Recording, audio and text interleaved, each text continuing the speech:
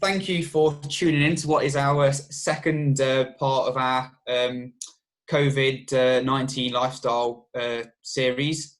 Hopefully some of you were with us last week when Dr. Martin Lindley gave a nice talk around the introduction to the immune system and COVID-19 or SARS-CoV-2 infection.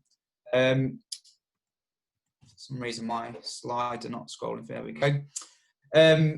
This week we have three completely different talks from members of staff at Loughborough University. We will have Lettie Bishop, or Professor Lettie Bishop, kicking us off with a talk on exercise and immune function. So Lettie is a professor of exercise biochemistry and is renowned internationally for her work on the topic. Lettie will talk for about 30 minutes, and then she'll hand over to Dr. Tom Clifford, who's a specialist in nutrition and health, and he'll talk a little bit more about diet and immune function. And then finally, Tom will pass over to Mhairi Morris, or Dr. Mhairi Morris, who's a specialist in biochemistry, particularly relating to cancer biology. And Mhairi will talk about exercise and immune function in cancer patients. Just to plug next week, so like I said, this is the second part of a 4-part series on topics related to COVID-19 and lifestyle. Next week, we'll talk more specifically about obesity and COVID-19. And with that, we'll then move on to looking at the role of exercise in weight management, and then diet and weight management. So myself, I'll be giving 2 talks next week, and also Dr. David Clayton from Nottingham Trent University will give the talk on diet. In terms of housekeeping, so I think most people are doing this now, but make sure your microphones are off and your video is switched off, which will just help with the clarity of the talks. With regards to questions, so you can submit questions at any time via the chat function. When you do submit these questions, please direct these to the individual who you want the question to go to. So there'll be an icon for questions for Lettie Bishop, questions for Tom Clifford, and questions for Mhairi Morris. And what we'll aim to do is to have a couple of questions after each of the speakers, and then at the end of the 3 talks, we'll then have a larger question and answer session. I will say that we'll have to finish around 8 o'clock tonight, but please do send your questions in, because if we don't get to them, what we will do is we'll keep a record of those questions, and in subsequent days we'll actually speak to the speakers and get their responses, and then post the responses to the questions on the website along with the video for tonight's session. So I won't go on any further. We're a little bit late getting started. I will pass over to Professor Lettie Bishop. Stops sharing my screen. Over to you, Esther.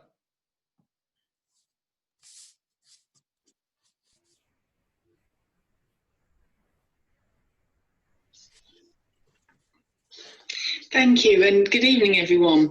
Thanks for joining us tonight, and I'd particularly like to thank James King for inviting me to contribute to these series of sessions, and also to Esther Hope for all of her help with the technical organisation, that I really need that help tonight, so thank you so much, Esther, for that. So I'm going to talk to you about exercise and immune function, which actually is a really, really large area. So I'm kind of going to focus it on 4 main themes. So I'm going to talk about whether physical activity or how much physical activity you do can actually enhance your tolerance to respiratory infections. So we'll be focusing on just keeping yourself regularly active. And we'll look at reasons why that might actually be, if there is an effect on immune function, on respiratory infections. Is it actually because physical activity can have an impact on antiviral defense? And then towards the end, I'll exercise a note of caution about not going too hard, because excessive exercise, doing too much, can almost have the opposite effect and maybe increase infections because of a negative effect on immune function. And embedded within all of this, there'll be some advice of vulnerable groups and general population. And right at the end, there'll be some key take-home messages given the current climate and pandemic. One of the things I'm asked a lot, given the area of research that I work in, is whether the amount of activity we do, whether it can actually affect how ill you get. And the simple answer is absolutely yes. And this is a model called the J-shaped curve that's first proposed by David Neiman around 25 years ago now. And although it's been modified slightly over the years, it still holds pretty true. Here we have infection, in particular we're talking about respiratory infection here. And what we're talking about in terms of respiratory infection is the number of infections you get, so the frequency, the severity of your symptoms, and how long those symptoms last. And that's modelled as above average, average, and below average. And in this model, this is the relationship of infection is modelled against the activity that you're doing, the intensity of it and the duration of it. So you have like sedentary behaviour, not doing much, or low activity, low intensity activity, moderate intensity activity. So that would be aiming for meeting the current government guidance of 30 minutes on most days of the week of moderate exercise, or 75 minutes of moderate vigorous exercise, in addition to here having these higher intensities, perhaps unaccustomed higher intensity or prolonged exercise. And the model infection risk looks a bit like a J, whereas if you're not doing much activity at all, very low intensity, have quite a sedentary lifestyle, then you have an average risk of infection. Those infections have an average severity and duration.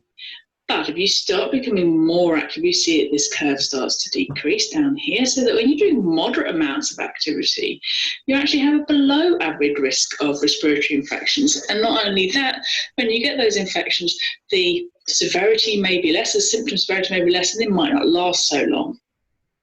Conversely, if we start going back up the curve, so you start doing a little bit more, so you've got higher intensity exercise, maybe long durations, maybe something you're not accustomed to, maybe not enough recovery, so you're exercising very, very often, then you seem to have a higher risk of infection, or above average risk of infection. Those infections may last longer, the symptoms may be more severe, you may have trouble just shaking it off, or you might even think you've shaken it off and then it comes back. So that's a sort of higher intensity, and in those situations, as we'll see towards the end of the talk, we would recommend trying to increase recovery to bring you back down this curve.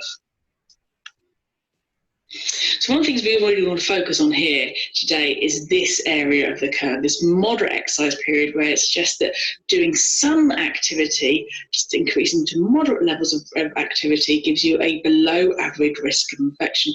And what I talk about here, I'm talking about activity, and I'll talk about exercise. So when I talk about physical activity, that could be any activity that involves muscular movement. So it could be housework, it could be gardening, it could be anything in your leisure activity, it could be occupational, anything in your lifestyle. When we talk about exercise, we're talking about overt, explicit exercise activities, as though you're actually aiming to increase physical fitness. So you've got your exercise activities, and you've also got physical activity, which is essentially part of lifestyle.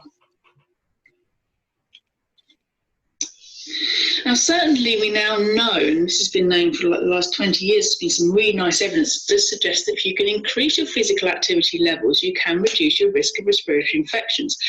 And this is a study that came out, let's say, 18 years ago now, and it's about 500 people in the study aged from 18 up to 80. And in this study, they took these people and they looked at how much activity they reported that they did. And they did this by looking at activity during the week and over the weekend, and they took into account things like household activity, leisure time activity, occupational activity. So it wasn't just doing exercise sessions, as it were. And when they looked at the physical activity levels that they had, they split them into these four groups. The most active group up here, or in quartile 4 now, this group, weren't actually doing lots and lots of activity. They weren't very active, for example. What these group were doing was largely meeting the recommended activity levels of 30 minutes on most days of the week. And within that, most of that was actually made up of occupational, leisure or household activity, at around 50% of their maximum aerobic capacity.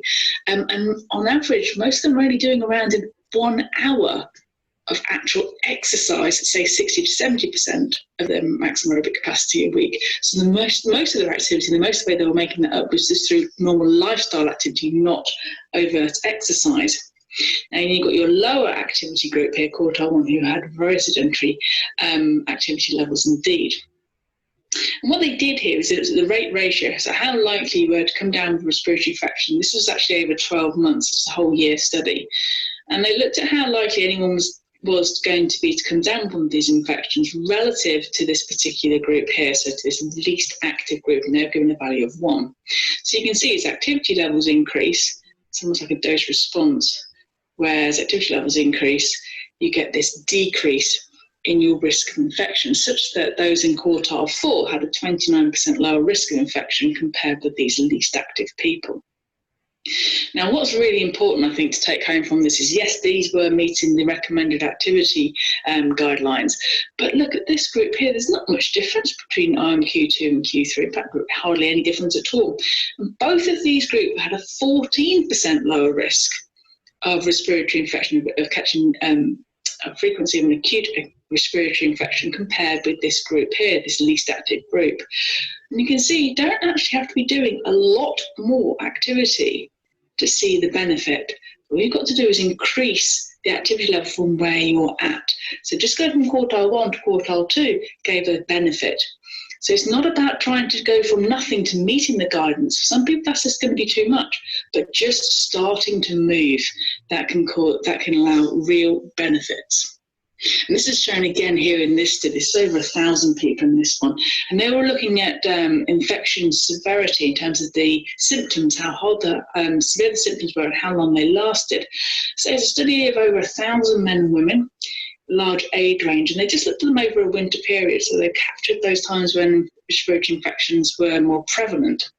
And again, the data here is adjusted for all those things that you think would normally preclude you to an infection, things like age and BMI, dietary habits, things like supplementation, vitamin intake, smoking habits, existing conditions, socioeconomic factors, things like children at home as well, education and anxiety. They were all looked at. And what they asked people to do was they asked people to rate their fitness levels on a scale of 1 to 10. And they split them into 3 groups: lowest fitness, medium fitness, and highest fitness. So what we've got here are your days with respiratory infections over this winter period, and these are the severity of the symptoms. And we've got this blue group, which are our lowest group, and you can see for both days with infections, the severity of symptoms is much higher in those who rated themselves as having low fitness levels. So they had the highest levels of highest days of respiratory infections and the worst symptoms. Those who ranked themselves in the medium group or have the highest fitness, again, very similar to the previous slide, there wasn't much difference. They had fewer number of days with respiratory infections and their symptoms weren't so severe, but there's no real difference between these 2 groups. And just like with the previous study, this particular group here, this highest fitness group, they were meeting the recommended activity guidance of 20 minutes, 30 minutes on most days of the week. This medium group, they reported being active on anything between 1 and 4 days a week. So these guys were doing 5 days a week, these anything between 1 and 4. So again, it really does emphasize that point that just doing something is better than doing nothing. You don't have to go from being inactive or very sedentary to suddenly having to try and meet this 2.5 hours a week. It just doing something from your baseline point does seem to give you these benefits in terms of reducing your severity and duration of infections. And this is really shown quite nicely on this prospective study that was published a couple of years ago, where they monitored over 2,000 Caucasian men over 25 years, various follow-up points throughout that time. During those 25 years, there was nearly 400 pneumonia events, and these were plotted against their VO2 max at various points during that period of time. And you can see once again that those who were least active had the highest number of events, or had the lowest respiratory fitness, had the highest number of events, and again this nice dose response here very clearly shown, so that those who were the most active were again the ones that had the least events. And again, once they took into account things like age, dietary factors, smoking history, history of lung disease, history of heart disease, CRP levels, socioeconomic status, all of those things that we know preclude people to infections, the effect of activity or effect of cardiorespiratory fitness stood out every time. So it really is an important factor. So why might this be? So I've shown you that information that there's evidence, and there's quite a lot of evidence now that suggests that this infection frequency and severity and duration can be lowered just by increasing activity levels to what will be seen as a moderate regular amounts of activity. And the reason why we seem to think this seems to happen, even when we adjust for all of those things that we know also affect our likelihood of getting an infection, is because when we exercise, being active itself seems to increase the immune health of our immune cells. So it actually seems to increase the health of our immune cells. So we've called this almost like immune tolerance. So that when you increase your activity levels to moderate levels, so you increase to doing moderate amounts of activity, so regular activity most days of the week, actually seems to have a beneficial effect on immune function. It actually seems to help your immune cells find pathogens more easily, and also then deal with them. As we'll see later in the talk, if you keep exercising and you start exercising too hard, too soon, it actually starts to have a negative effect. So you can actually have a negative effect on immune function, whereby your immune tolerance is actually below average, and that seems to preclude you to infections. So here's some evidence which kind of shows this. This is a study that was done on over 100 males aged between 18 and 61. And what the study was looking at is these antiviral T cells. It's an absolutely key part of your adaptive immune response. These are pivotal in our aim for antiviral defense, these cells. And they're looking at the CD4 fraction. So these are the ones that almost orchestrate your response. They're responsible for signaling which clones of cells are needed. And your killing T cells, these CD8 cells as well. And what they wanted to do is look at how many of those cells were in the naive bracket. Now, these are really important cells because naive T cells haven't had prior exposure to a pathogen or an antigen. So because of that, they are absolutely ready and equipped to deal with any novel antigen they come into contact with. And for that reason, they're absolutely vital for recognition and responding to newly evolving pathogens. So that does really include things like flu and rhinovirus and coronaviruses as well. So these cells are absolutely vital to have in our immune repertoire to help us deal with novel antigens, these rapidly evolving pathogens. And what they found here is they did a maximal aerobic test on all of their participants, and they grouped them into 3 groups: below average, average in red here, and above average. There wasn't really any effect on the CD4 cells, but on those CD8 cells, those killer cells. They found that those who had an above average VO2 max or above average aerobic fitness had higher numbers of these naive CD8 or naive killing T cells. And equally, that ratio also persisted even when you're adjusting for things like anthropometry and also latent infections. So this is really, really important because that means they've got more of those cells that are well equipped to deal with novel pathogens. Now, conversely, those who were the most fit, and again, this group here, the group in the white, those who were had the highest levels of aerobic fitness, had the fewest levels of exhausted T cells. Now, these are the T cells that have lots of repeated rounds of exposure and cell division. So they're exhibiting memory, they've had previous exposure to a particular antigen, that's the one they always then respond to. They have had repeated rounds of exposure to that particular antigen, cell division, and eventually get to the point where they get to cell cycle arrest. And they become senescent and they're unable to respond to new or novel antigens. So they're kind of fixed in what they can respond to. And as you get older, you get more of these cells anyway. But if they're taking up your immune space, you've got less space for these naive cells. It's naive cells that you need to be able to respond to these rapidly evolving pathogens. So really importantly here is that these people who were and above average VO2 max had fewer of these exhausted cells because they had more of the naive cells, so they would be better equipped to deal with rapidly evolving pathogens like flu, like rhinovirus, and like coronaviruses. Not only that, actual numbers of specific antiviral T cells is also higher. This is a study specifically in older people. This is a study of people in their 60s and their 70s. And they were getting them to exercise 5 days a week. They were coming in for supervised sessions that involved both resistance exercise and some sort of moderate vigorous exercise. So it's almost like a circuit kind of class. And here we have our two groups. We've got our exercise group in white and our control group in blue. And there's no difference in the number of antiviral cells before training. But after 6 months, when they looked again, you see a huge increase in the number of antiviral cells in the exercise group and not really much change in the control group.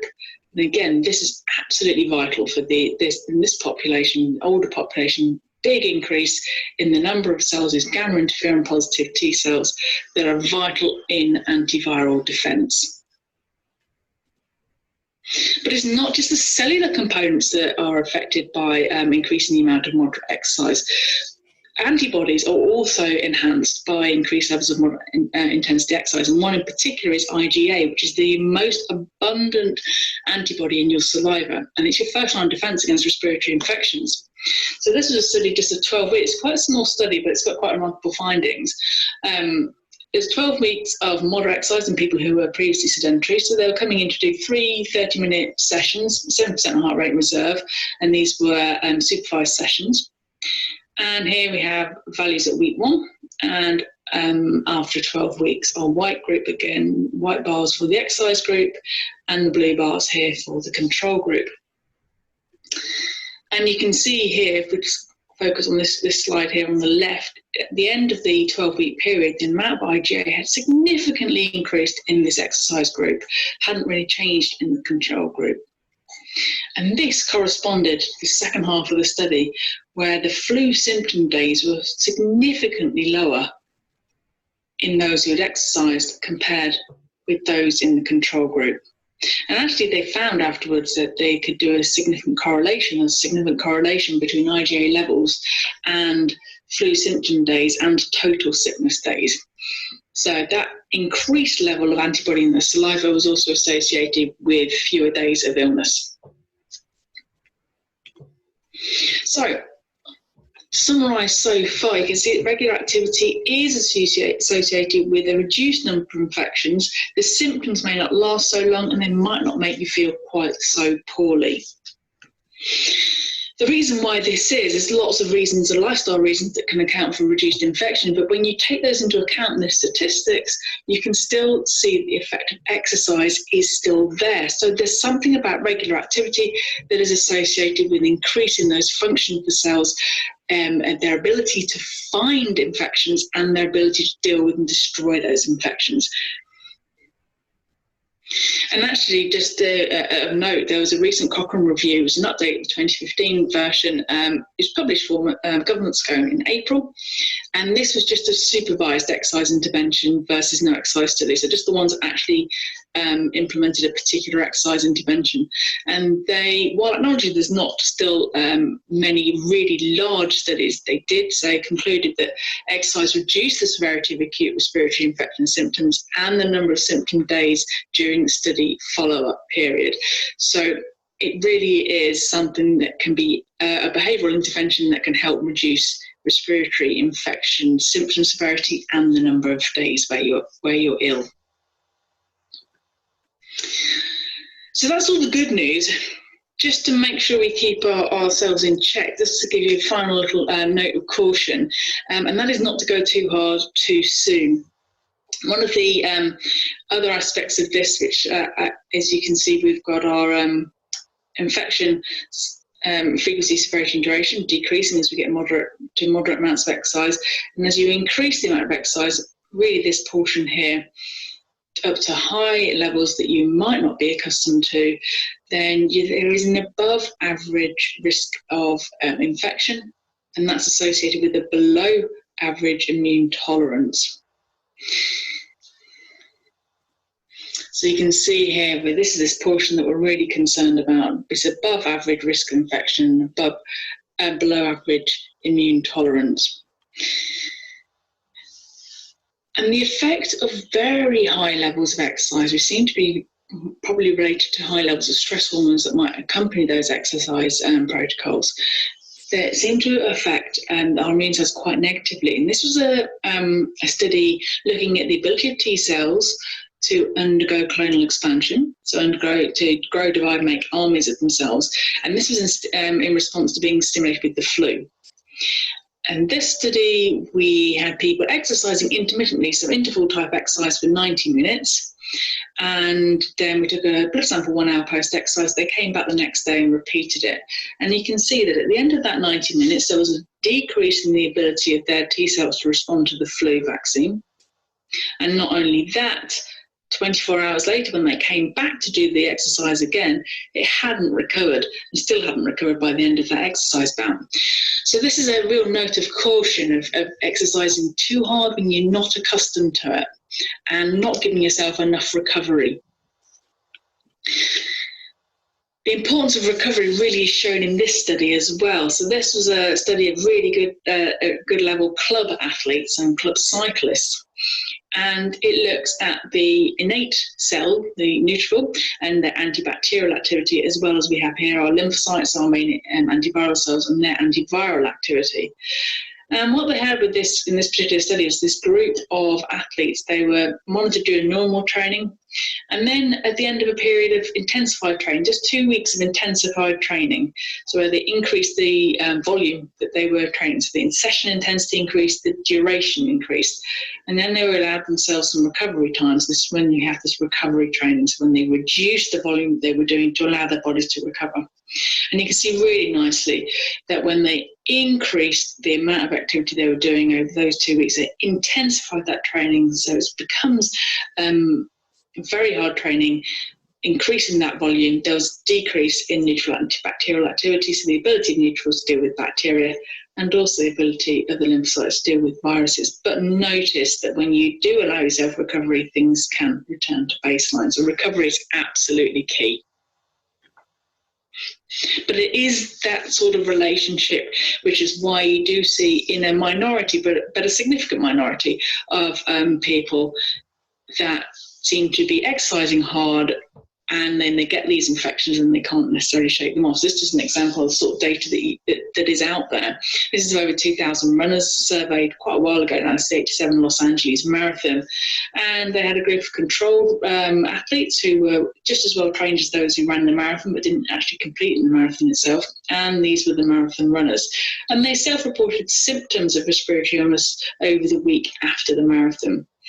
And you can see here that 13% of those runners compared with 2% of the controls reported infections. So they were 6 times more likely to come down with infections or respiratory infection or report respiratory symptoms in those who actually completed the marathon.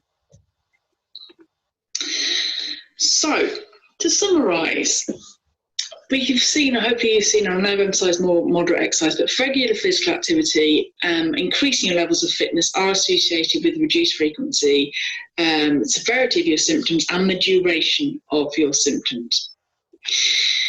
Although there's many lifestyle factors that go into also contributing towards that relationship, even when we account for those in our statistical analysis, we can now see that exercise itself is doing something, and being regularly active increases the ability of your immune cells to find things that shouldn't be there. So they increase immune surveillance, and they also increase their killing ability or their cytotoxic functions.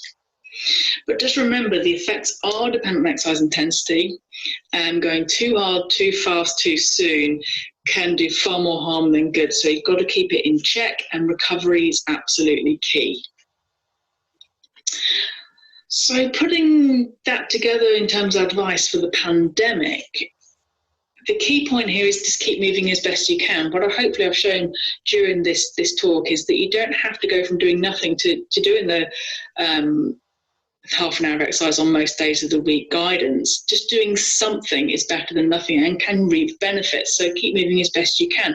Everyone's situation is different, particularly those who are shielding the amount of activity they can do. It is absolutely restricted. But just keep moving as best you can. Housework, household activity, gardening activity, all contribute.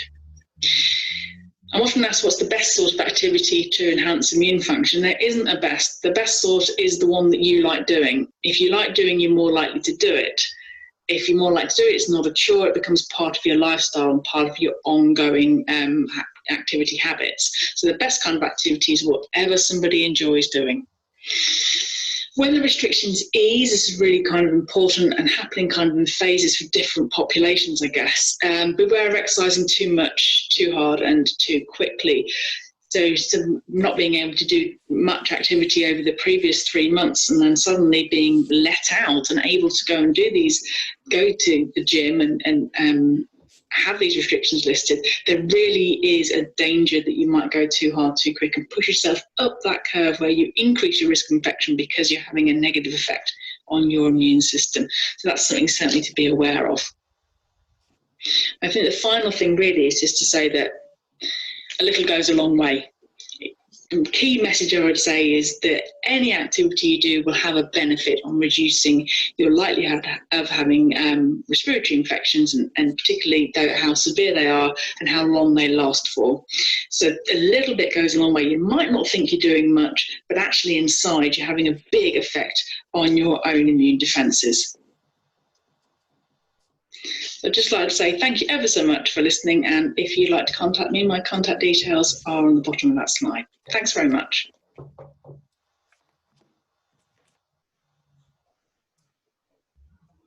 Okay, thank you for that, Lettie. Hopefully everybody can hear me at the moment. Got time maybe for just one question. A couple of people have asked pretty much the same question, and that is, if somebody's been exercising hard for a long time or for long term, are they still at a higher risk? I think the key point here, so I'm going to turn my speaker up. I think the key point here really is whether it's a customed or unaccustomed exercise. So if someone's used to doing things, then it's not a problem. It's if you suddenly massively increase the amount that you're used to doing. And certainly when we are advising athletes, we have like a 10% increase in the training volume rule. Don't do more than that in any one period. So if you're increasing your training volume is not more than 10% week by week. So if you're accustomed to it, absolutely fine. It's all relative to what you're used to. And just lastly with that, how can athletes reduce their risk? So we spend a lot of time talking to our athletes about this. The thing with athletes is there's a lot of lifestyle factors that also go into it with athletes. A lot of things like travel, training camps. We've seen the Premiership at the moment, how they've tried to keep more in their own little bubbles. The big thing we would always say to athletes is recovery. Recovery is absolutely key, and it's not something they will always be able to do. So that's recovery from sessions, but also recovery when you're coming back as well. So that's one of the main things. Actually, there's a podcast, Experts in Sport podcast, on the university website, where we actually did a podcast where we talked about minimising illnesses in athletes. So there's about half an hour podcast where we talk about that. So if that's something you're interested in, then we can always, I'm sure we can make the link available. Brilliant. Thanks very much for an informative talk, Lettie. Thank you. Pass over to Dr. Tom Clifford, if Tom's ready. Yes. Can you hear me okay? Yeah, brilliant. Thanks, Tom. Okay, I'll just share my screen and hopefully it'll work.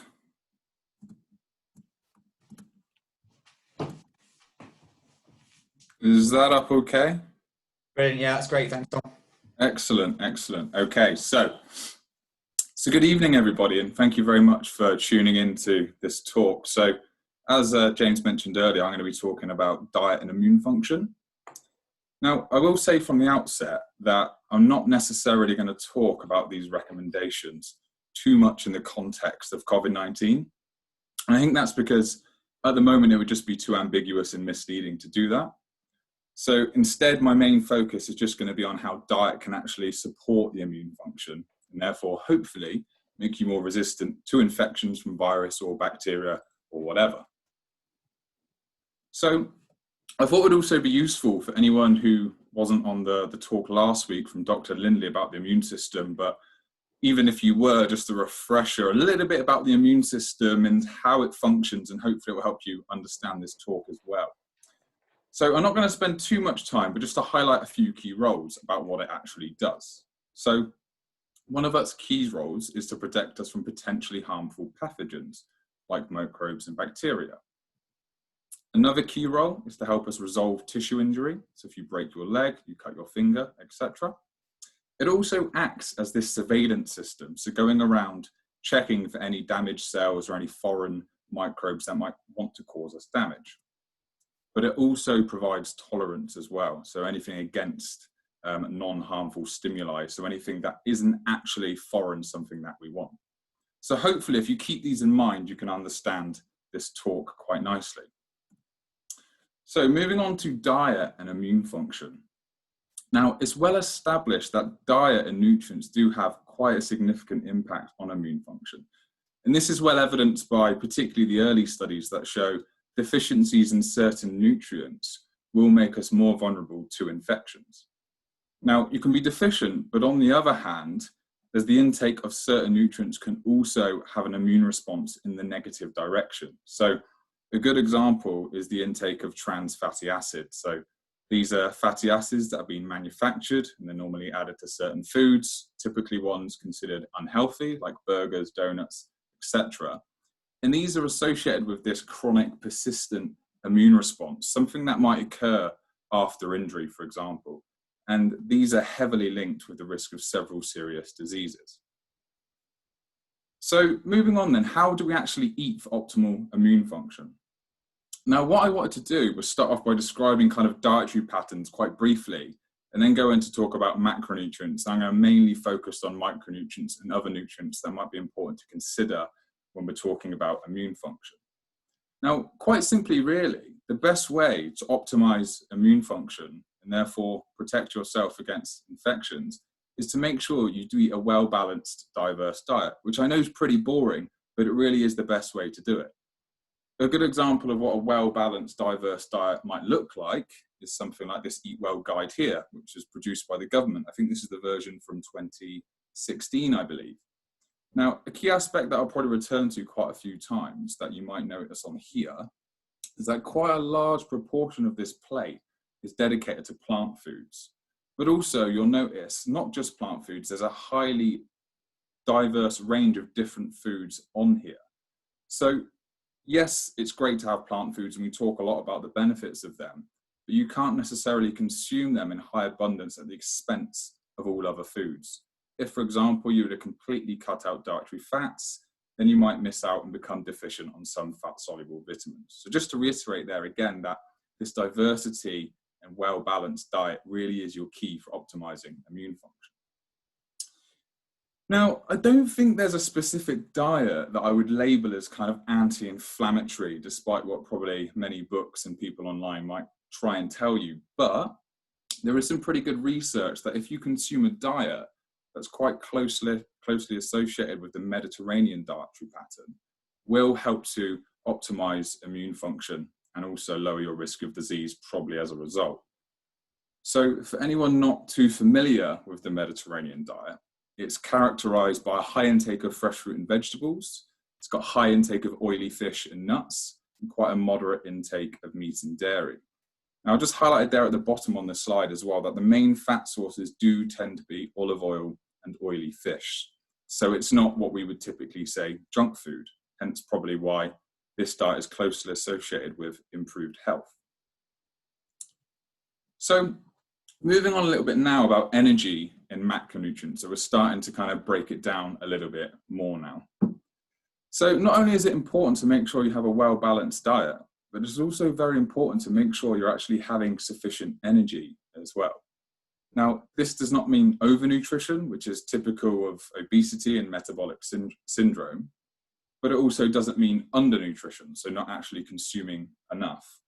So if you think about diet and immunity when it comes to energy intake, it's probably best to visualize it on a kind of inverted U, where too much might have a negative impact on immune function, but too little will also have a negative impact on immune function. So making sure you consume amounts near the recommended daily allowances is going to be the most beneficial. Now, one thing I'll point out, which probably isn't that surprising, that when you become infected with a sickness of some kind, then the body's demand for nutrients does increase. So it's very important to try and maintain some level of intake when you are trying to fight infections. Now, I would say this is probably even more important for certain nutrients that we can't make. So we're looking at, say, essential fatty acids and protein, so amino acids, for example. So these probably should be the priority when you come down with an infection. Now, all of the macronutrients in our diet, so carbohydrates, proteins and fats, play a really important role in the immune system. So I don't think any should be favoured over the other. Now, I'm not going to go through and discuss all of their functions in detail, but I just wanted to highlight again really that optimizing immune function is making sure you consume adequate amounts and have a well-balanced diet. So making sure you hit the recommended, so the RDA that I've put there, this is the recommended daily amounts here in the UK at least. Making sure you meet these for all of these macronutrients is again your best way to make sure that you are optimizing immunity. Now moving on now to micronutrients. Now all micronutrients have key roles to play in the immune system, both in the innate and the adaptive immune system. Now on the screen now, hopefully you'll see some examples of some of the key micronutrients in our diet. So these are generally the vitamins and minerals. Now, deficiency in any one of these can have a real negative impact on immunity. So this will again reduce our resistance to infection. So any one of these micronutrients, because they all have an important role to play in the immune system. Now, I think it's important to note that these micronutrients do all work together. So there's this kind of collective action. So if you're going to consume any as supplements, I have seen recommendations with the outbreak recently to consume high intakes of certain supplements, thinking that will boost immunity and help reduce your chances of catching COVID-19 or reduce the severity of the symptoms. This isn't going to be the case, particularly if you are deficient in any of the other micronutrients. It's not okay to think that you could just take large doses of vitamin C and think this will have a really positive impact on immunity if you are not going to be, if you're not going to have adequate amounts of vitamin D and various other aspects of your diet as well. Now, some have called, sorry, before I get onto that bit, some have called that before, some have actually said that one of the best ways to make sure you are consuming adequate amounts of micronutrients is just to consume multivitamins. Okay, so yes, you can get these from the diet, but if you think you have a poor diet, or you might be in a situation where you're about to start maybe not eating as well as you could, travel for example, then actually to try and fill any nutritional gaps, then a multivitamin, they've been shown to be safe, could be quite useful. Now, having said a lot of this about the well-balanced diet and the importance of making sure you get all of these nutrients, there is some evidence for certain nutrients in the diet for having a greater importance in immune function. And this is probably partly just because they are the most well-studied. And there are some nutrients where there's evidence that if you consume them above the RDA, this might be the most optimal for immune function. So for the remainder of this talk, really, what I'm going to do is talk about specific nutrients that have been singled out as being quite important in immune function and therefore might help you optimize immunity. Now, I should say that most of these micronutrients and the nutrients I'm going to talk about, they've been taken from a recent review paper that was written in response to the breakout of COVID-19 by Professor Philip Calder, who's the world-leading expert really on nutrition and immune function. So I will say that these recommendations are mainly based on this paper, and I will share this at the end with you. But I will say that if you're interested in this topic already, or you want to do some more reading around the area, you might notice that others suggest different micronutrients or additional micronutrients on top of what I'm suggesting. Okay, so let's start with vitamin C. So vitamin C has several key roles in the immune system, but it's probably most well known for its antioxidant activity. So infections increase the production of free radicals. So vitamin C plays a really key role in ensuring these free radicals don't cause too much damage to our cells. Now, numerous studies have shown that systemic vitamin C levels decrease in response to infection or stress. So this does suggest that vitamin C is particularly important when we become sick. Now, the RDA in the UK for vitamin C is just 40 milligrams per day. And this is very easy to achieve with a good diet. So lots of citrus fruits and generally plant foods, but also potatoes are a really good, probably under-recognized source of vitamin C as well. Okay, so in this presentation, what I'm going to do for a lot of these nutrients is actually present data from meta-analytic studies. I thought this would be the best way to show you the evidence that's available for these nutrients. So for any of you who are not sure what a meta-analysis is, it's a review type study that essentially aggregates the data collected from several different studies and then draws a conclusion based on these. So because it's got a lot more studies involved in the analysis, it means that we can be a lot more confident in the overall effect. So some studies have looked at whether you supplement vitamin C in high amounts and whether this can actually reduce infections and also reduce the duration of the infections as well. So this is data taken from a meta-analysis a few years ago now, looking at whether vitamin C could help treat pneumonia.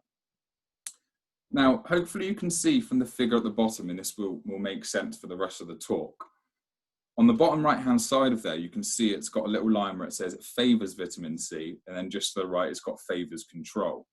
Now you can see that all of the studies that were included in this meta-analysis, there was only 3, and they were all from a good 30, 40 years ago at least. They did all favour vitamin C. So they did show that consumed as a supplement, it will reduce the incidence of pneumonia. So this is quite positive.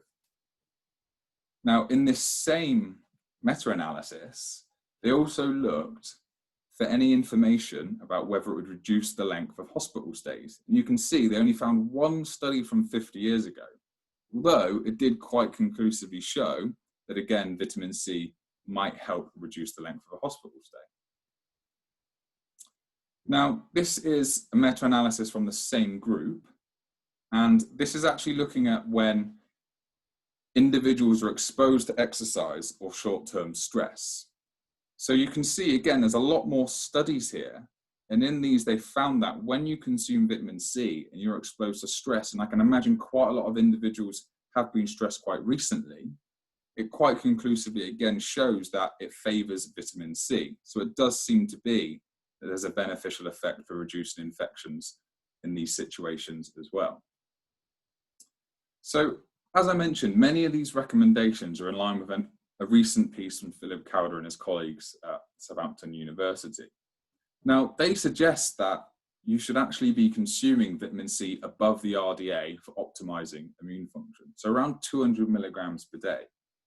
Now, they recommend that for those who are sick, they might benefit from increasing this to 1 to 2 grams per day, which, to be honest, can only really be reached via supplementation, especially when you are ill. Be cautious here, though, because obviously the toxic upper limit of vitamin C intake is 2 grams per day. So I wouldn't say going and consuming huge and large doses of vitamin C anytime soon. But I think consuming above the RDA is definitely safe.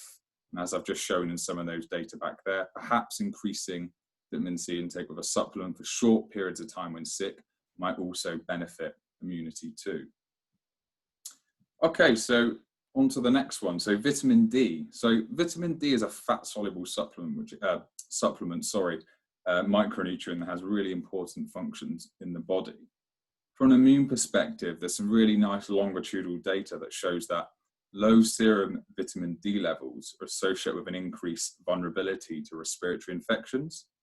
Now, vitamin D has many important roles in immunity that could probably explain this. And one of the key ones is going to be activating peptides that kill bacteria and viruses. Now, the RDA in the UK is only 10 micrograms. And I'm sure many of you are aware that safe and regular exposure to sunshine, where possible, is the best way to synthesize vitamin D in the body. Foods do contain vitamin D, and obviously these are very important in the winter months. So eggs, mushrooms, many cereals are also fortified with vitamin D, and oily fish are also good sources. Now, going on to some meta-analysis work that's been done with vitamin D, and this is one specifically with acute respiratory tract infections. Now, there's a lot more studies that have been analysed with vitamin D, as you can probably appreciate from this figure that I've just put on the screen. And one thing you might notice that these are all quite recent, so actually most of these were all undertaken in the last 10 years. Now, they found that vitamin D, if you supplemented with it, does have a benefit for reducing acute respiratory tract infections, and they found reductions of about 12%. Now, one thing that's probably not too clear from this figure, but also probably quite obvious, is those with the lowest serum levels of vitamin D also benefited the most. So in terms of recommendations, Now, again, from this recent paper that I've referred to, they recommend a daily intake of 50 micrograms, especially for vulnerable individuals or anyone in the winter months. And with the current pandemic, I think a good example for those who might benefit from vitamin D are those who have been self-isolating or haven't gone outside so much.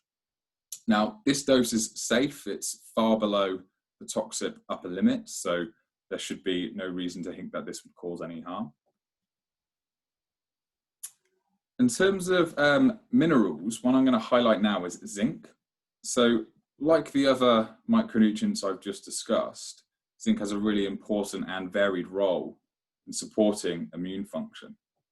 It's really important, for instance, for helping make sure we have adequate phagocytic activity in the innate immune system, but it's also important in the adaptive immune system for making new antibodies as well. In terms of the RDA, for females, this is 7 milligrams per day. For males, it's 9.5 milligrams per day. You can get zinc in various different sources. Good examples is meat, fish, baked beans, fortified cereals, also very good sources of zinc as well.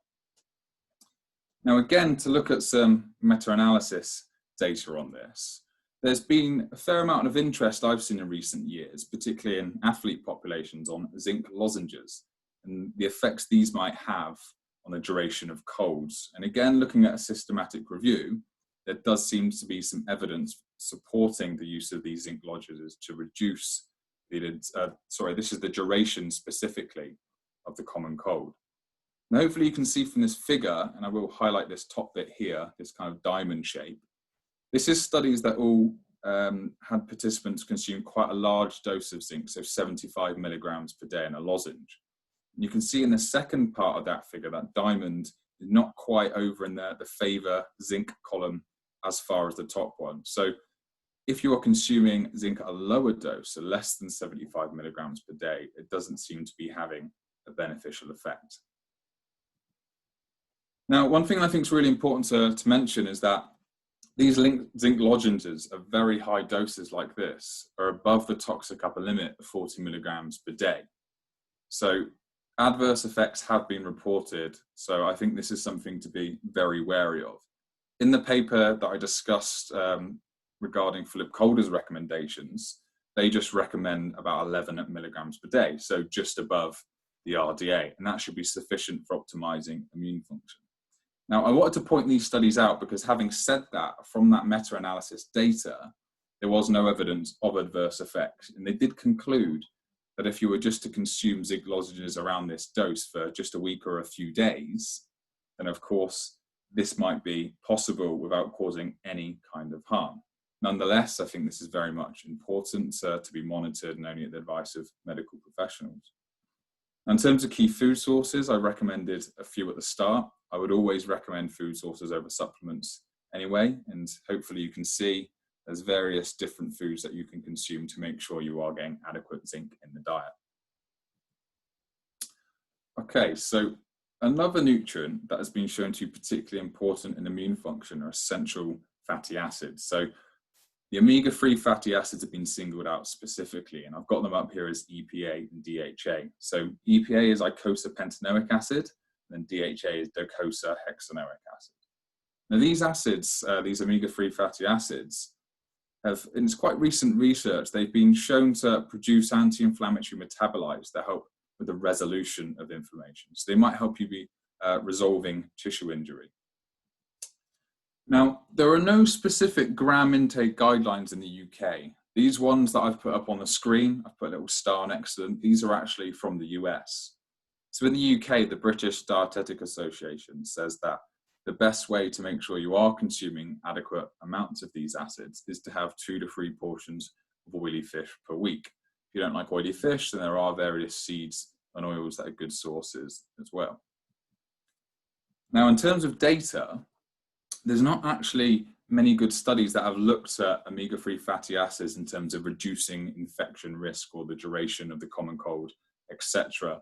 There is a study here that looked at, or a meta-analysis study, I should say, that looked at various studies on the effects for acute pancreatitis. And they did show some benefits, as you can hopefully see here with this figure.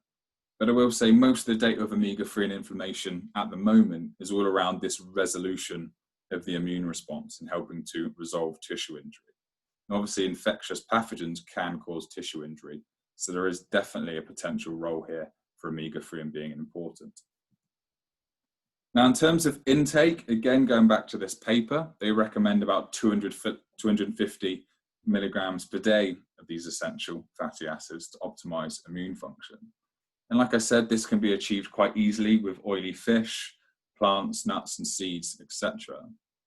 This kind of table I've just put on the screen with some different amounts for different types. You can see that DHA and EPA, there's not too much in seeds and oils, but there is for ALA, which refers to alpha-linolenic acid.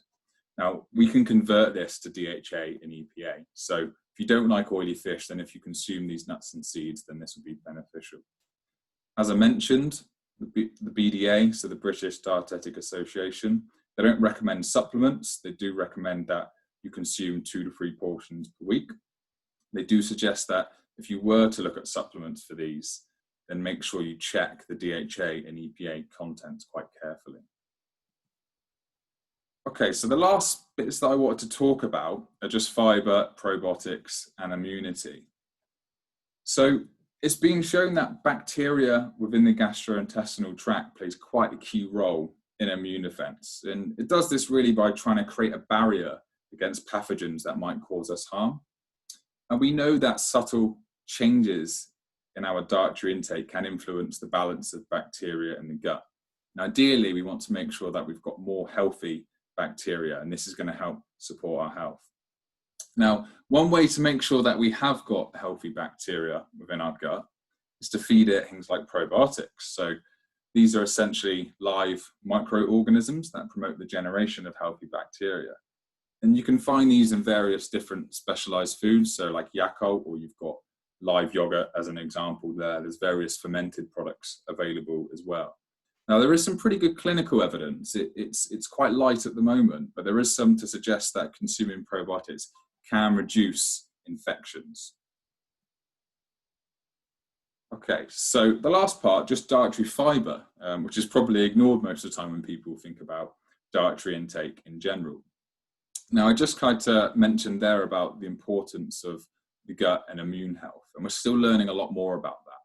But one of the things that's very important for making sure we do have a good gut health is dietary fiber. Now, the RDA is 30 grams.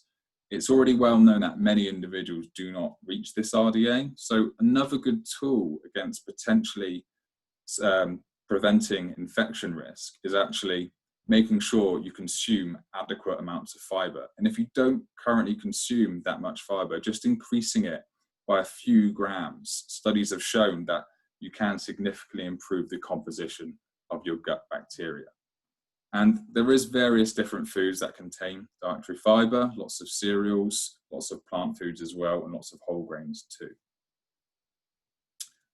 Okay, so just to kind of summarize this really, hopefully just a few kind of take-home messages. So really the best way to support immune function and therefore reduce your risk of catching infections is to consume a well-balanced, diverse diet that meets the recommended amounts. Now, all nutrients have important roles in the immune system. So there's not necessarily 1 or 2 specific nutrients that you can dose on really heavily and think that that will protect you against infection. The most important thing to do is to make sure you're having an adequate intake of all the different nutrients. So some nutrients might play a bigger role than others. There is some scientific support, particularly for vitamin C and vitamin D, in increasing their intakes above the RDA. And I would try and meet the RDA for fiber and possibly consider probiotics and adding these to your diet if you want to optimize gut health. So just to finish off quickly, I did mention this paper a few times. So this was written in response to the COVID-19 outbreak. So anyone there who's interested in learning a little bit more about this, then this is an open access research paper. So if you type this into Google, you will be able to get a copy of this paper to have a look, a little bit more detail and many of the recommendations and discussions that I've brought up tonight. Similarly, this is another really good, excellent review that is also open access. This is a bit more science-based, but it does give a really nice overview of the micronutrients and their role in immunity. And also I want to point out that this NIH website is a really fantastic resource for anyone who's interested in learning more about these nutrients, but also what foods contain them and what amounts. If you just type this again into Google again, this is an example of omega-3 fatty acids, but it has information on various different nutrients, and this is a really useful way to kind of get clued up on what foods are useful. And just with that, I just want to say thank you very much for listening. I hope you all stay safe, and I hope you all stay healthy, and I hope that was informative.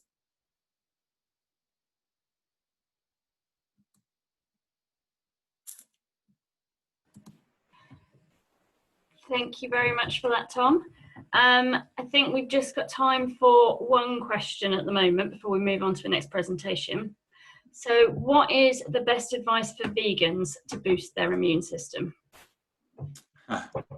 Well, generally, I think the thing with veganism, I think you do hear a lot of talk about individuals being more at risk for certain, immune problems, or, any general problem, losing muscle mass, etc. But really, it's just about making sure you consume adequate amounts and you pay a little bit more attention to your diet.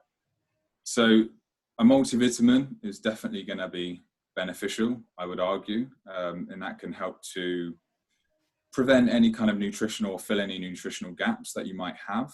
But again, a lot of plant foods contain these micronutrients in really high amounts. And as I mentioned, talking about, say, omega-3, oily fish isn't just the only option when you're trying to get essential fatty acids. So making sure you do have an adequate intake of various nuts and seeds are going to be beneficial too. From a kind of practical point of view, if I was a vegan, I really want to optimize immunity, then I would take a look at my diet and I would say, well, am I actually likely to be reaching the RDAs for these various different nutrients with what I'm consuming, and then kind of plug any gaps from there.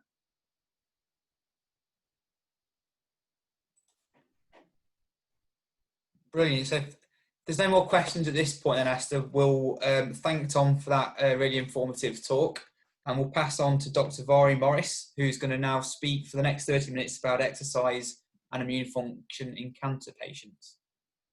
Excellent. Thank you very much, James. Let me just share my screen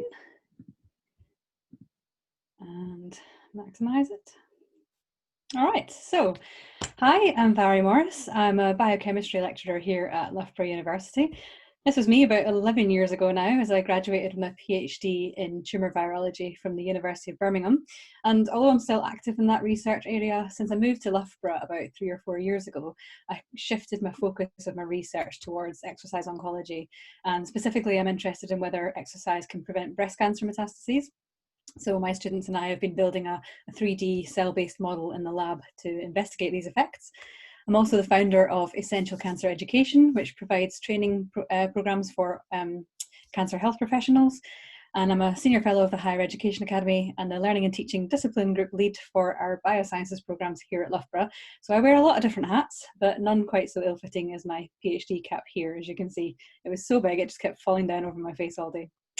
So during today's session, we're going to cover a little bit of background towards coronavirus and the implications this has for cancer patients. We're going to look at the immune system, and we'll pick out the key bits of how our immune system helps protect us against cancer and how exercise can help prevent cancer and the effect that it has on immune function, which has already been covered somewhat by Lettie Bishop earlier. Then I'm going to outline the recommendations, the current recommendations for exercise in cancer patients, and then we'll finish off with a few of the outline recommendations for returning to exercise following coronavirus infection. Now, for those of you who were here last week when Dr. Lindley gave his excellent introduction to the immune system, you'll remember that he said quite a lot of the time that there's limited evidence because it's quite a new virus, and we're learning more and more each day, but there's a lot we still don't know. And unfortunately, with regards to cancer and the impact of coronavirus on cancer, that's one of the areas where we're lacking evidence. So I wanted to start by just giving a little bit of a background towards the symptomatic cascades and the way that this disease progresses.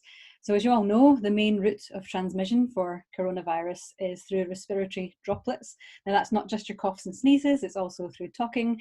And you can see here on the right-hand side that, I hope you can see my cursor, that where the infection starts, which is up in the nasopharynx and the throat, you have an early peak of quite high loads of virus that are found here.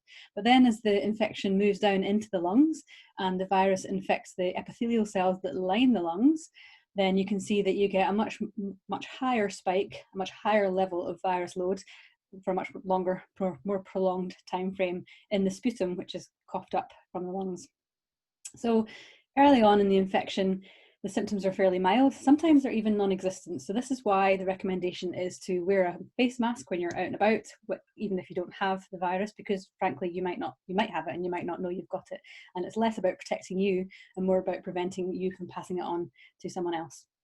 But as the infection moves down into the lungs and it starts to infect the lung pneumocytes here, this is characterized by that productive cough, fever, increased heart rate, and an increased respiratory rate as well, until eventually the entire lung epithelium, if you're really unfortunate, is infected, and it can lead to pneumonia, hypoxemia, and in very severe cases, acute respiratory syndrome, which could result in either the lungs collapsing or filling up with fluid, so edema. So that disease onset, the symptomatic onset, can be anywhere between 1 and 14 days, and the mean average incubation period for the virus is about 5 days, with symptoms lasting from anywhere between 6 and 27 days. Although there is emerging evidence for a long tail version of this virus, which can be less severe in that the symptoms don't lead to you being hospitalized and put on a ventilator, but rather they're still quite unpleasant symptoms, and these symptoms can last anything up to 10, 12, sometimes even 16 weeks, it's been reported. But this is an emerging area we don't really know very much about. So what about cancer? So we all know that the government advice, the information we've been given, is that people who are older, over the age of 70, and those who have underlying health conditions appear to be at a higher risk for major complications. And by that we mean admission to intensive care and even death. But what about cancer? Well, early data from China, and it is early data, and from other sites of local transmission, like Italy, does suggest that cancer patients are at a higher risk. Now, it's particularly those who have blood cancers and those who are in active treatment. And by that we mean either taking under chemotherapy, taking immunotherapy, or having received a bone marrow transplant. And it's because of the effects of immunosuppression here. So the particular cancers we want to be aware of are Hodgkin's lymphoma, all the leukemias, and multiple myeloma as well. However, even those who have come out of the other end of treatment may want to be extra cautious anyway, because the after effects of the cancer itself and the immunosuppressive effects of the treatment that they might have undergone can last for quite a long time. So the take-home message here is, if at any point you're in doubt or worried about your immune system not being quite to its peak fitness level, take extra precautions and stay at home. So the immune system and how it protects us against cancer. For those, again, who were with us last week when Martin Lindley delivered that initial introduction to the immune system, you'll remember that he talked about us having two arms to our immunity: the innate immunity, or non-specific immunity, which is what we're born with, it doesn't change, and then there's the adaptive or specific immune system, which is what you acquire over life as you meet different pathogens. So our first line of defense is from our non-specific immunity. And with regards to cancer, it's our natural killer cells, our NK cells, which are really important for fending off rogue cancer cells. And they're a little bit like Daleks, I like to think anyway, as they roam around our system looking for signs of trouble. And if they find either a virus infected cell, now this will become important in a bit, or a rogue cancer cell, if they meet one of those cell types, they will then exterminate them. And they do so in quite a sophisticated fashion. So every NK cell in your body has different receptors expressed on the surface. So these are proteins that are very specific to binding on a particular antigen or ligand. Now, you have inhibitory receptors and activatory receptors. And it's all about the balance of whether you've got more inhibitory or more activatory receptors being engaged, which determines whether those natural killer cells are going to kill the target cell or let them live. So in the case of your healthy cells, every healthy cell in your body expresses a particular receptor called the major histocompatibility complex. It just rolls off the tongue, doesn't it? So these MHC receptors, so they're like a marker of self, like a little flag that every cell in your body has to say to the immune system, I belong here, don't get rid of me. However, in tumour cells, they tend to lose that expression, so they switch these receptors off. And so in this case, the balance is swung in favour of the activatory receptors on your NK cells, which means that the NK cell gets a signal to say, this cell is dodgy, let's exterminate it. And it does so in one of two ways. The first is directly by its cytolytic activity, so its cell killing activity. And it does this by secreting a special class of enzymes, which essentially burst the cell open. Or it also releases cytokines. Now, cytokines are like these tiny little proteins that are released by your immune cells, and they act a bit like a homing beacon. So they flag a distress, and any other specific immune cells that are passing by will come towards that site where all these cytokines are and help the NK cells in fighting off either the virus infected cell, or in this case, the tumour cell. So we've had our innate or non-specific immune system doing its thing, but the next line of defense comes from our specific immunity. And there are multiple cell types involved here. Cytotoxic or killer T cells. Now, Lettie talked about these earlier on. These are CD8 positive T cells. And then helper T cells, which as the name suggests, help the killer T cells to do their job, and B cells, which basically produce antibodies. But I'm not going to talk about these two today. I'm just going to focus on your cytotoxic T cells. I'm also not going to talk through this entire diagram. I just want to point out this bit up here. So every cell in a tumour will express particular proteins on the surface. We call these tumour antigens. And when these get gobbled up by another immune cell type called an antigen presenting cell, they get chewed up into little pieces and then spat back out on the surface of the cell and presented on these receptors, where they can be recognised by these naive T cells. So when we say they're naive, they've basically not met an antigen or a pathogen before, but now that they've met this antigen, they are primed to go and find other cells that express this antigen. So a bit like with a sniffer dog, when you give it a piece of clothing and then it has to go and find that missing child, our T cells now have a sniff of the tumour or the tumour antigen, so they can now go around the bloodstream to other parts of the body and look to see and find and kill any other tumour cells that express that particular antigen. And it's a very similar system that protects us against virus infections. Now, I've got an image here about the process of coronavirus infecting us. So you remember last week from Dr. Lindley's talk where he talked about the virus binding to this ACE2 receptor and then it internalizes inside the cell. So this here represents a lung epithelial cell. And then it gets broken down into its little component parts inside little structures inside the cell called lysosomes. Now the RNA inside the virus is then recognized by another type of receptor. These are called toll-like receptors, which are really important for the inflammatory response and our immune response. And a whole host of things happens, but basically it kickstarts a cascade of signaling events inside the cell, and the result is the cell produces inflammatory cytokines and other molecules which can help signal distress so that the immune system can come and help. So these cytokines then recruit immune cells like dendritic cells. So this is an antigen presenting cell from the previous page. And these will gobble up parts of this. Imagine this cell has been infected by the virus, this lung cell, and it's burst open, and all the debris from inside the cell is now floating around in the system, in the tissue.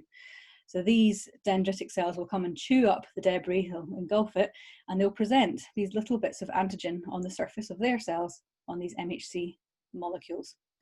Now this is where our killer T cells come in, and they'll recognize these antigens. They'll become primed and ready, sniffer dog-like, to go off and find other cells. Imagine this is now another infected cell. And because it's got that antigen being expressed on its surface, it's got a flag that says, you want to get rid of me. And so the killer T cell will then kill off that infected cell. So that's essentially how our immune system works. But obviously it's not perfect because we wouldn't have the pandemic that we're in currently. Going back to our innate immune cells, these NK cells, what's interesting is that patients who have coronavirus, regardless of their cancer status, generally have fewer NK cells in their system. And those NK cells that do exist exhibit functional exhaustion. So they want to do their job, they want to kill off the target cells, but they just can't. It's like flogging a dead horse. Allied to that low levels of T cells is also appears to be associated with mortality in COVID-19 patients. And on top of that, it could be that the virus actually infects T cells themselves and causes them to commit suicide. It's a process called apoptosis. So all that together, the patient who has coronavirus, because of the effects of the virus, actually have reduced immune function. Okay, so let's take a pause from that and go back to exercise and cancer. And we'll come back to this full circle in a few minutes. So this was a meta-analysis published about 4 years ago where they analysed the impact that leisure time physical activity has on reducing the risk of some cancers. So some cancers, not all cancers. And in particular, they identified a positive effect for esophageal adenocarcinoma, liver cancer, lung cancer, kidney cancer, cancer of the gastric cardia, endometrial cancer, both myeloid leukemia and myeloma, colon cancer, head and neck cancer, bladder cancer, and breast cancer. Since then, we've had other studies that have identified, for example, prostate cancer is one that is also positively affected by exercise. So exercise reduces the risk. But how does it do so? Well, there's multiple different theories. I'm not going to go through them all here. I just want to point out these last two here. So the first is about inflammation. Now remember, we've talked about when cells are stressed, they release cytokines, and chronic inflammation is known to promote cancer. It's a bit of a hotbed for promoting cancer growth. So exercise actually works to reduce cancer risk because it actually reduces the level of inflammation in the body. But more interestingly, I think anyway, is the impact that it has on immune function. So patients who undertake moderate intensity exercise before and during chemotherapy actually appear to have increased levels of T cells, NK cells, and neutrophils. So remember, your NK cells are both antiviral and anti-cancer. So immune function, moderate intensity exercise improves immune function and increases the numbers of T cells and NK cells that we have. What happens to existing cancers when we exercise? Well, if you take, this was a study done in Denmark 4 years ago, where they took a group of mice and then they split them into two groups, and one set of mice were given access to a running wheel. It was voluntary, they didn't have to do it, although they did because that's their kind of behavioral traits.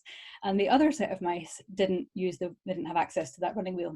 And you can see quite clearly by eye, although if you want the statistics, it's all over here, but you can see by eye that the growth of tumours was vastly reduced in those that had access to the running wheel versus those that didn't.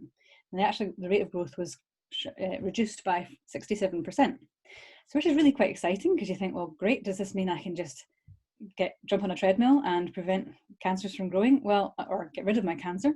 Sadly not, because it doesn't actually reduce the size of existing tumours in mice or in humans. So it's not that would be a wonderful treatment, wouldn't it? Instead of having to go through grueling chemotherapy, just exercise your way out of it. But sadly, it's not quite as simple as that. You can also do this in the lab, so you can take cancer cell lines, grow them in tissue culture dishes in the presence of exercise serum, and you can then inject them into mice. So these are mice that have a compromised immune system so that tumours grow quite quickly. We don't do this here at Loughborough. So in normal serum, you'll get the growth of lots of tumours, but in exercise serum, so this is where participants have been recruited onto an exercise program, and then we'll take blood from them, extract the serum from that blood, and then use that serum to supplement the medium that you grow the cells in, and then put these cells into the mice, and you can see you get fewer tumours. So we know there's something that is secreted into our bloodstream when we exercise that has an impact on the growth of tumours.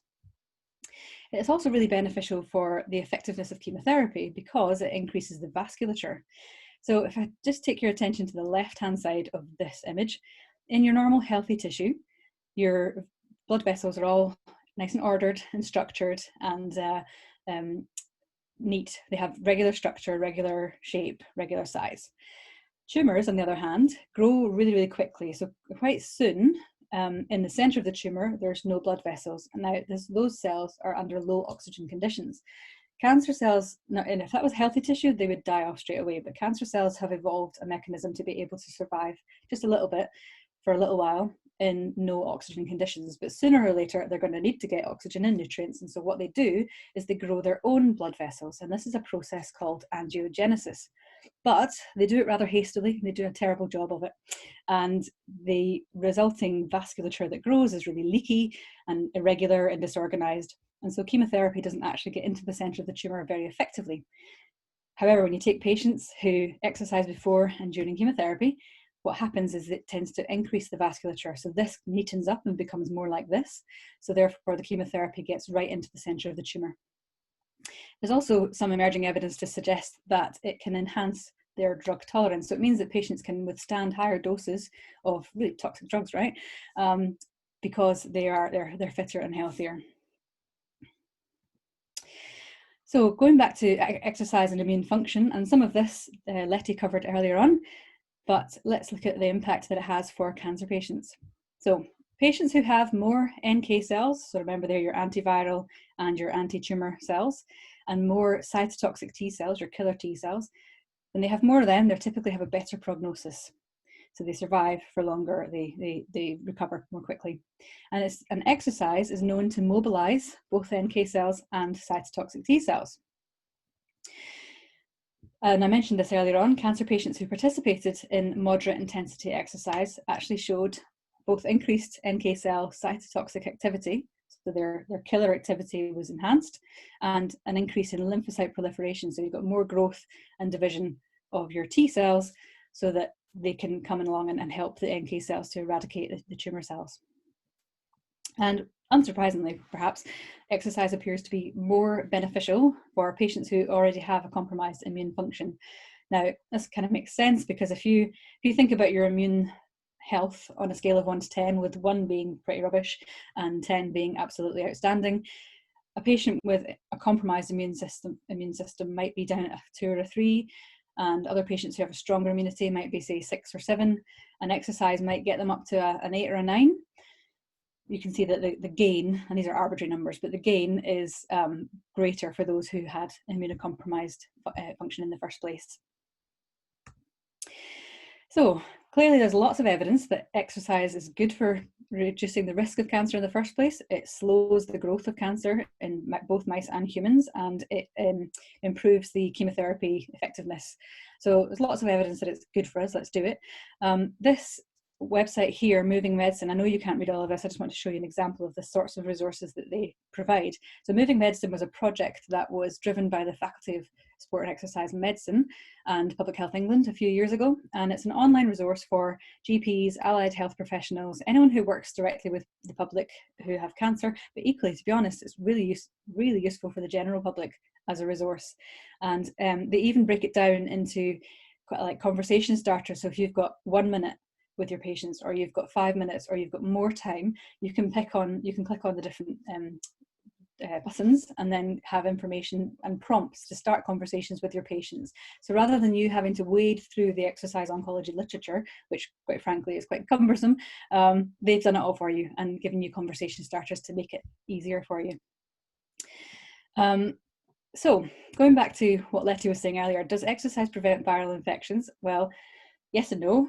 No, if you're doing prolonged high intensity exercise, because that causes immune suppression, whereas moderate intensity exercise improves immune function, and it potentially reduces that risk and severity of upper respiratory tract viral infections.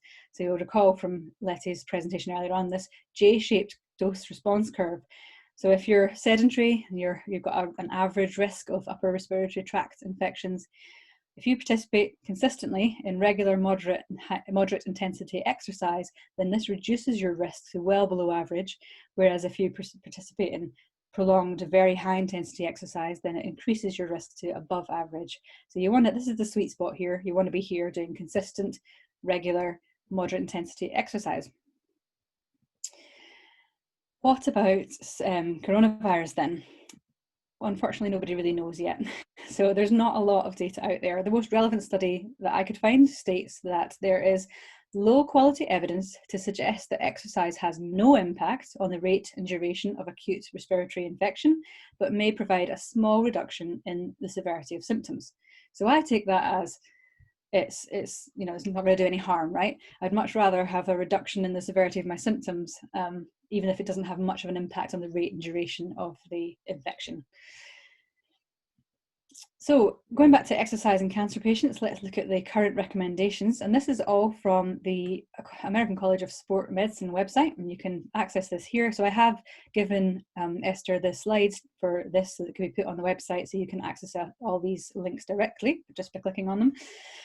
Their recommendations are, to be honest, this is for cancer patients, but to be honest, it's the same for all of us, to participate in 150 to 300 minutes a week of moderate intensity exercise. So this could be broken down into 5 30 to 60 minute bouts, or 75 to 150 minutes per week of vigorous intensity exercise, which could be, say, 5 15 to 30 minute bouts.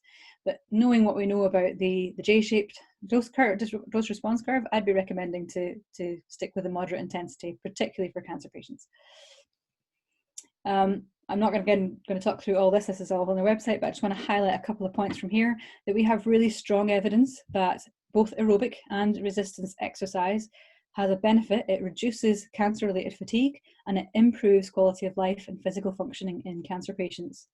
We also know that aerobic exercise can reduce anxiety and depression, and that lymphedema is improved with resistance exercise. So there's lots of very strong evidence to support the use of exercise as a medicine. Certain things will affect an individual's ability to exercise though. For example, their type and stage of cancer, what treatment they're going through, and their baseline stamina, so their endurance, their strength, and their fitness level to start with. But for me, the take-home message is this: just important to listen to your own body. If you don't feel up to doing something, don't push it. Go for gradual increases of your exercise. So let's say you were really fit and active before treatment, and now you're struggling to just do a walk around the block. Build up to it in slow, gradual increments. Don't push yourself. So finally then, just let's look at exercise and coronavirus. Now, we don't have, again, much data on this yet. There is some emerging evidence that coronavirus can, or people recovering from coronavirus can have a reduced exercise tolerance, because even though they've gotten over it, they can still have experienced feelings of fatigue and shortness of breath, which of course will impact on their ability to tolerate their normal levels of exercise. There are some lessons we can learn from the SARS outbreak, which was in 2004. In that instance, nearly a third of patients had persistent changes on their chest x-rays, even 12 months after they'd recovered. Even though their lung function was supposedly normal, they had reduced exercise tolerances, which could have been post-viral fatigue. But either way, it's a combination of physical interventions like physiotherapy and a graded, I'll highlight the word graded, exercise programs could be beneficial. And of course, we could apply this, could be extended to patients who are recovering from coronavirus. Again, the Moving Medicine have an excellent resource on this. I'm not going to read through all of them here because, well, you can read, but if you go to their website, they've got a great set of resources and a fun video which outlines some of the recommendations for returning to exercise following coronavirus infection. So the key points being kind to yourself and taking it easy, don't push yourself too far, gradual incremental increases to your exercise regime. If you need to rest, rest. Talk about it with other people, and just keep listening to your body. So if your body is telling you stop, then you stop. So we know that exercise can prevent tumours from growing in the first place, but sadly it doesn't shrink the size of existing tumours. It's most beneficial to patients who are already immunocompromised. The Moving Medicine resource is an excellent place to start for conversation starters for both GPs and allied health professionals, but it's also a great resource for general members of the public who are interested. The current recommendations for cancer patients, and frankly for all of us, is 5 30 to 60 minute bouts of moderate intensity exercise each week. Exercise tolerance can be lower following coronavirus infection, and the outline recommendations for returning to exercise following infection are to phase in gradual increases to your exercise bouts. So that's me. Thank you very much. I'm going to stop sharing my screen and now invite any questions. I can get my mouse to work. Here we go. Thank you very much. Thanks for that talk, Mhairi. That was absolutely brilliant. Thank you. What we'll do is now we will open up questions. Perhaps if I'll just start by asking at the minute, we've only got one for Professor Lettie Bishop. So are you still there, Lettie? Yes. Yep. Hi, Lettie. So just one remaining question so far for you. So you obviously spoke a lot about respiratory infection, but somebody asked if there was any evidence around different types of infection in terms of exercise being protective. So I guess that's whether it's any sort of hospitalised infection or anything more broadly than just the respiratory tract. I think most of the evidence has come from respiratory tract infections. That's probably why most of the work has been done. There is evidence for GI infections as well, and some for urinary infections in certain populations as well. And there is evidence as well that being more active can also help with wound healing, so skin infections as well. So yeah, although most of the evidence, or strong evidence, is with respiratory infections, there has been some studies done on other things, other infections as well. Brilliant, thanks Lettie. We'll pass to questions for Dr. Tom Morris now. Tom Morris. Sorry, Tom Morris, sorry, Tom Clifford. Esther, do you have some questions lined up for Tom? Yeah, so we have got a question for Tom. Are supplements for omega-3 any good? Well, it depends, I suppose. If you mean in the context of supporting immune function, I think you can get everything you need really from the diet. So I would always advise you to eat foods that will give you sufficient amounts. So I think I'm not an omega-3 expert. If you look at the BDA, they don't recommend that you should actually have supplements. They do provide recommendations if you do want to have them, but they do try and suggest a food first approach. So I would very much kind of be in line with that and suggest that I would look at making sure you get amounts of omega-3 through your diet first, and then you consider a supplement after that.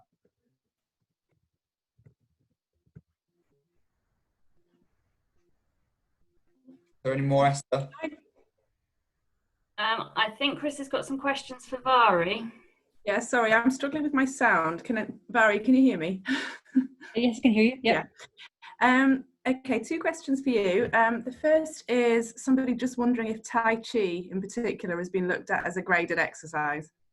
For quality of life, yes, but in terms of exercise and immune function, not that I know of, no. So there is limited evidence that it does improve quality. No, there is evidence that it does improve quality of life. Tai Chi, Qigong, all those kinds of exercises. Yep. Thank you. And the second one was somebody asking more about the McCall study, which said exercise wasn't that useful. They believe that there was a UK Biobank data study published showing that physical activity independently contributes to reduced risk of hospitalisation with SARS COVID-2, and just wondering if you had any comment on that. Okay, so it wasn't that it wasn't particularly useful, it was just that it was saying that they didn't have strong evidence.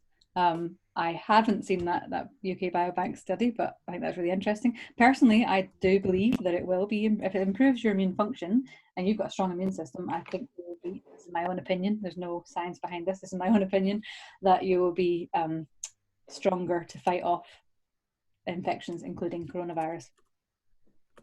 I'm looking at Lettie for a yes or a no. Yeah. That would certainly be the case, that you would expect that with all aspects of the immune system tend to be certainly the surveillance parts tend to be increased with moderate intensity exercise, and it isn't necessarily the infection incidence, and that's certainly is coming out now with a lot of the evidence on respiratory infections. It seems to be the duration of your symptoms and the severity of your symptoms in particular, and that also came out in that recent Cochrane review. I've also had a question that's sent to me privately, but I want to just read it out for everyone. So how does the exercise affect the immune system in terms of platelet count, and can this be increased in any way? So I didn't know the answer to this. I had to go and have a quick search on the internet, but it looks like they're encouraging gentle exercise without resistance, and when your platelet count has risen above between 20 and 40, then you can introduce gentle resistance exercise as well. I hope that helps. Brilliant. So Esther, do you have any more questions? Yeah, Tom, we're getting quite a lot of kind of queries around fish and fish oil. So can you sort of clarify what is recommended in terms of fish consumption, but also in terms of what to avoid, fish liver oils, someone suggesting that they may contain more toxins. Can you kind of clarify the conversation around fish and what's recommended? Yeah, so apologies if when I was speaking it was a bit misleading and I mentioned about the BDA recommending 2 to 3 portions of oily fish per week. And as someone pointed out in the chat, it is actually more around 2 to 3 general portions of fish. And if you can make one of them oily, then that would be ideal and should be sufficient. In terms of supplements, I really wish I was more of an expert on omega-3 and supplements, but I'm not.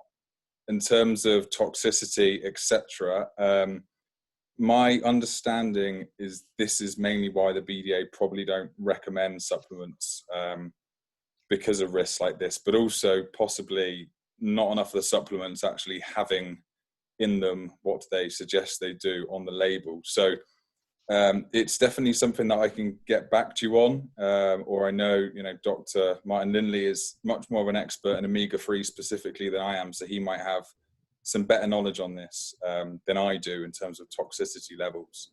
I think Martin is on the call. If I don't know if Martin wants to join in or not. I'm not sure if Martin can. Does he have access to speak?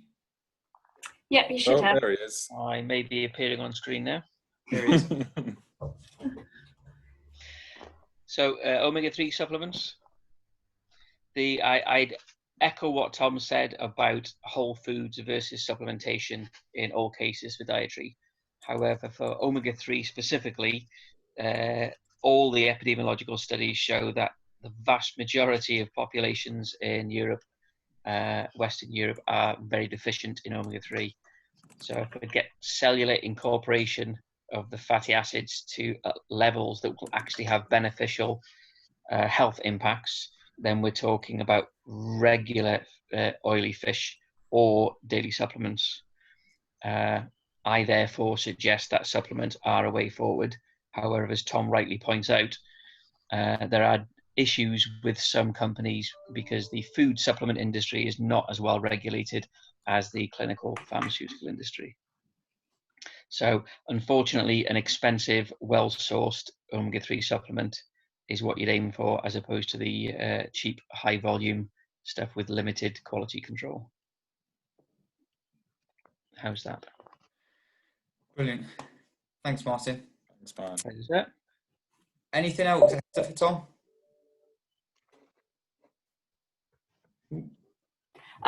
Nothing else coming in at the moment, but yeah, people do feel free to keep sending in questions. Anything that we don't get to tonight, we will follow up afterwards. Yeah.